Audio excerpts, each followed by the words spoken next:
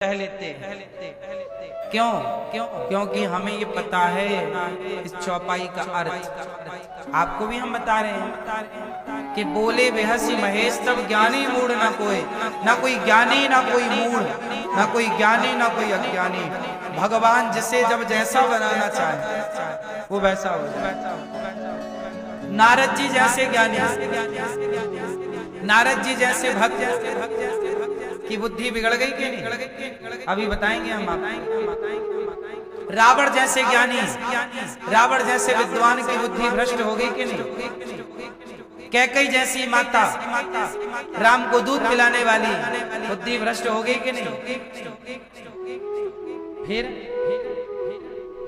ये मत कहो कि हम बड़े पुजारी हैं, हम बड़े भक्त हैं, अच्छे अच्छे भक्तों की बुद्धियां भ्रष्ट हो जाती हैं। क्यों? क्योंकि हम तुम कुछ नहीं करते। ये बुद्धियां भ्रष्ट भी इसलिए होती हैं ताकि समाज को मैसेज मिलता रहे। सौभरी नाम के ऋषि थे, वो पानी के अंदर चले गए, यहां गर्दन तक डूब गए और तपस्या करने लग गए पानी में। बोले हम किसी से मिलेंगे नहीं, ना स्त्री को देखेंगे ना पुरुष को। बोले हम विवाह नहीं करना चाहते। भगवान बोले अच्छा जाओ पानी पानी में गए, कई वर्षों तक तपस्या की। देखो जरा, एक दिन मछली को मत्स्य के साथ पानी में क्रीड़ा करते देख लिया। पानी के भीतर मछली नहीं पानी में रहती है, मछली अपने मत्स्य के साथ घूम रही होगी। तो सौभरी नाम के ऋषि, घटना यही वृंदावन की है, सौभरी जी की तपस्थली यही है। पानी में एक मछली मत्स्य के साथ क्रीड़ा कर रही है कि बाबा जी ने देख लिया। अच्छा, काश हम भी गृहस्थ होते तो ऐसी क्रीड़ा हम भी करते। पानी से निकल आए, तपस्या छोड़ दी, राजा के पास गए। महाराज, राजा की 50 बेटियां थी। बोले महाराज हम आपकी बेटी से ब्याह करना चाहते हैं। राजा बोले कि बाबा जी मन में सोचे कि आप तो बड़े बूढ़े हैं, आप तो बड़े बुढ़े हैं और आप देखने में भी अच्छे, हमारी बेटी कैसे? लेकिन राजा मना करें तो बाबा जी श्राप दे दें।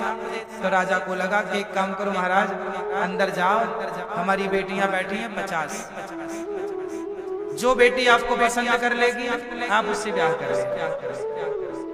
बाबा जी अंदर गए, पर बाबा जी जब गए तो एक खंबा था, वहां पर खंबा में मणि थी, मतलब मणियों के खंबे थे ना पहले के जमाने में, रत्नों के खंबे।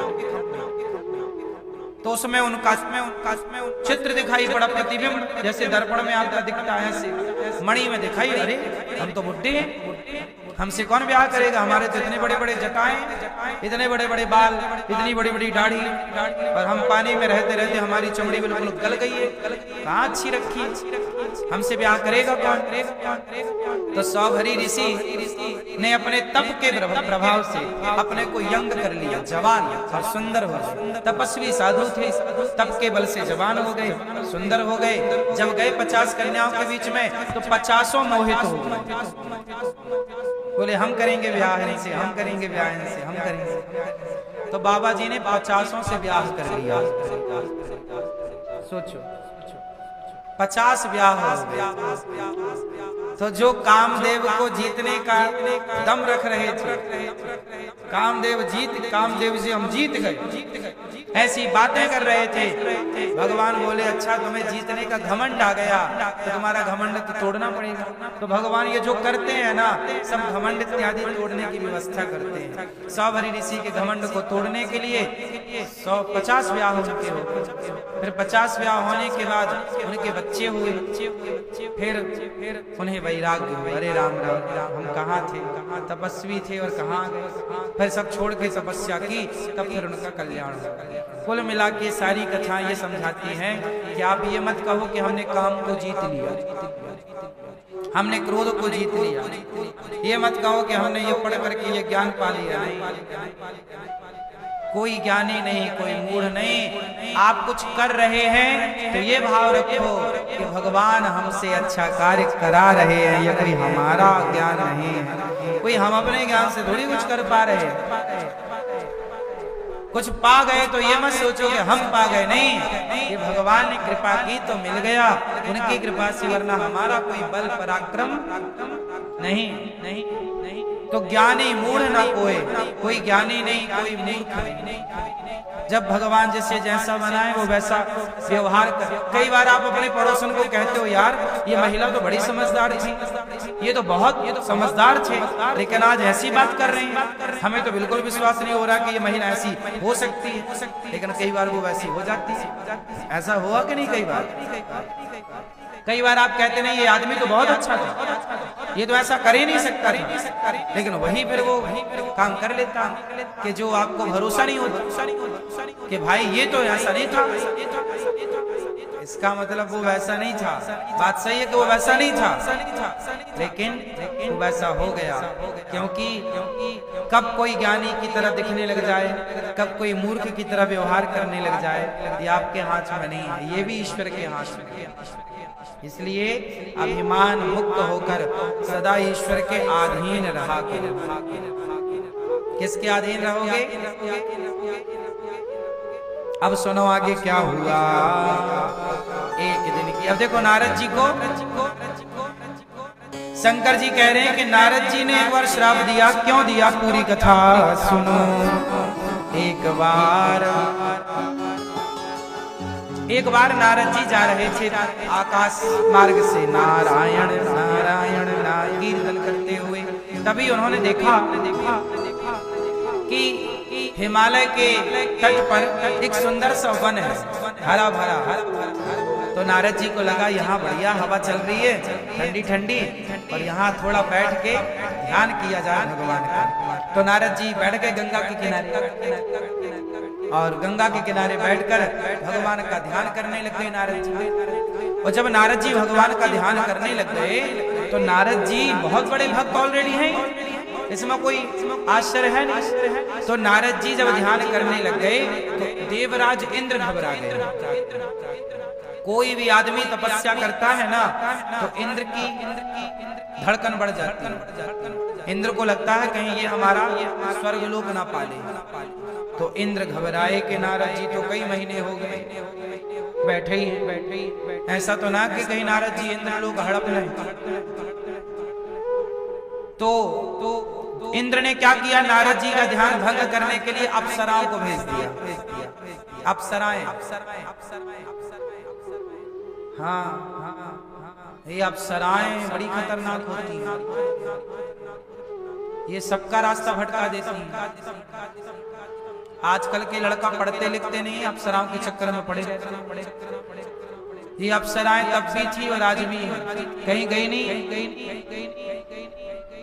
नहीं। आज के लड़के पढ़ते नहीं है, मेरी माँ, इलू इलू खेलते हैं, अप्सराओं के चक्कर में पड़े रहते हैं। नारद जी के पास अप्सराएं आई, कहीं नारद जी के कंधे पे हाथ रख रही हैं, कहीं नारद जी के यहाँ हाथ लगा रही हैं, कहीं नारद जी को प्यार से देख रही हैं, है ना? कहते हैं स्त्री में 3 गुण। त्रिया चरित्र जानते हो? हाँ या ना? नहीं मैया, त्रिया चरित्र में पढ़ लो, शादी के पहले पढ़ लो ये सब विषय। क्या पढ़ लेना चाहिए? अपने छोरों को, लड़कों को त्रिया चरित्र पढ़ा देना, समझ जाए बेचारे, वरना मर जाएंगे, थोड़ी बर्दाश्त कर पाते हैं। अब त्रिया चरित्र क्या है? वही तो है त्रिया चरित्र, काट पीट के ड्रम में पैक कर दिया।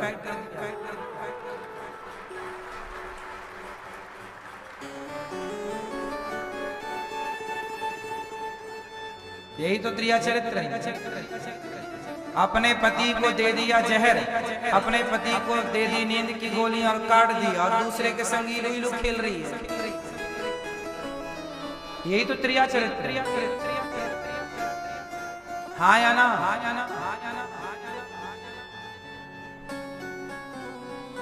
तो त्रिया चरित्र जो है बड़ा खतरनाक है साहब, भगवान ही बचाएं। ये भी सिलेबस में एक पाठ होना चाहिए बस, त्रिया चरित्र।